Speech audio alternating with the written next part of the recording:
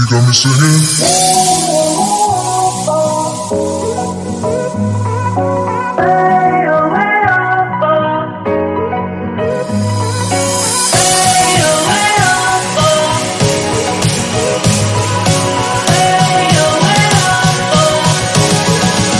You got me singing.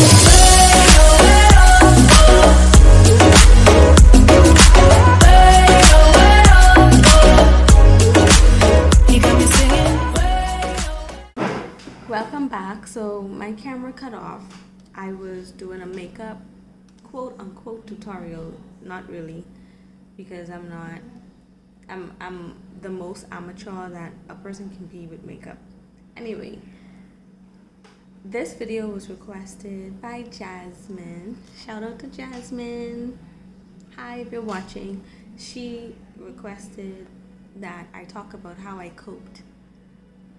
Basically how coping is going so far with the loss and just the trauma of the surgery, the emergency surgery, and whatever else happened earlier this year.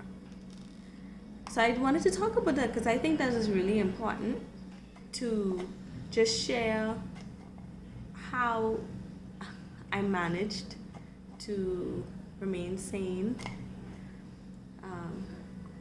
So the first thing I did, which I think was one of the major things, I had counseling done. And I may have mentioned this in one of my videos, but I had counseling done, and it was a female counselor, and she basically just narrowed things down, my thoughts, and helped me to bring things into perspective, all of the things that I was just stressing over. And one of the things that she recommended I don't do is to be the hero in my family, focus on myself for a bit. And so I took that advice, and it helped a lot. I started to remove myself from the drama that was going on. I won't get deep into that, but it was really causing me a lot of stress. The second thing I did was, and I swore I would never do this, but I started to get my nails done. So, I mean, I swore I would never spend money on getting nails done and all that yada yada, but when I went to do it, I realized that it wasn't as expensive as I initially thought, especially because you go for a refill or fills, whatever they call it, every like 3 weeks or whenever things start to look shabby. So that wasn't a weekly expense and it was well spent, or is well spent, because it goes towards my self-care.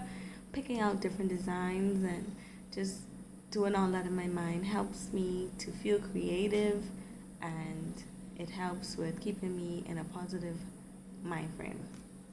The third thing I did was I surrounded myself with people who cared.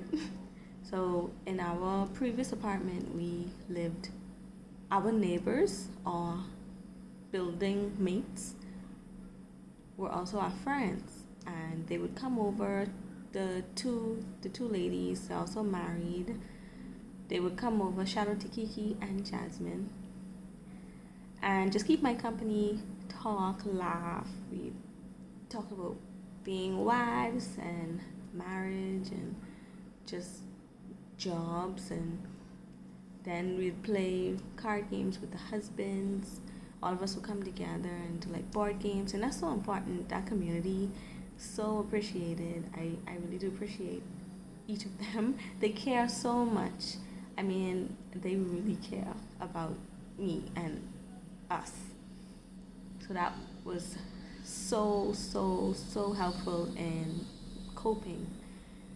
I think it's important not to close yourself up and just like disappear, because you, in that moment, you're just with yourself and your thoughts, and that can be really dangerous. You have a lot of time to just overthink and reprocess and just create a scenario that may not be true in your mind. So that's important. Another thing I did was get more involved in cooking. I enjoy cooking. It's like a hobby to me, for me.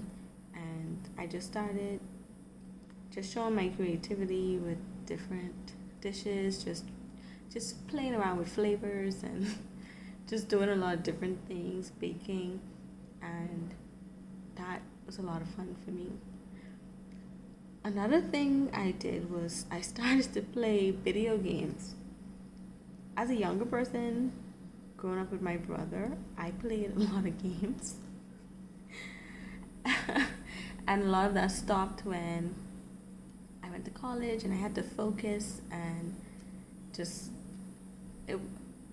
life just became time consuming. So I put that to the back burner, but my husband plays video games from time to time, and I was happy to be able to download The Sims, and I played that for a while, and that just helped with I just building the homes and things like that. Again, creativity. I have a really great creative side that I tap into every now and then, and yeah, and that's aside from my usual prayer time, devotion, and the fact that I have a partner who is empathetic and listens and gives me full attention when I start to talk about my concerns and my doubts and whatever it is I may be feeling in that moment. And he doesn't shut me down and say, oh, you have to get over this. He engages the conversation and we talk through, and by the end of it, I'm over myself, over my emotions, and I feel a lot better. So that's also important. You have a spouse or partner who's able to go through the motions with you. So those are the things I did. Oh, before I forget, shout out to Kay, who gave me this maca root supplements. If any of you have ever tried this and it worked, let me know in the comments.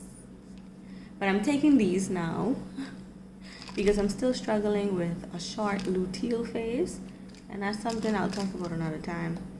But that's something I realized that is going on with. I found it out during the LH testing. I don't have the typical 2-week period between ovulation and my new cycle. It only is about 8 days long. And implantation takes between 6 days to around 12 days. So that's another topic for another day. But I hope this is helpful. Let me know if you have any other ways of coping, things that you've done with your loss and how you managed to get through it. Let me know in the comments. Thank you guys for joining.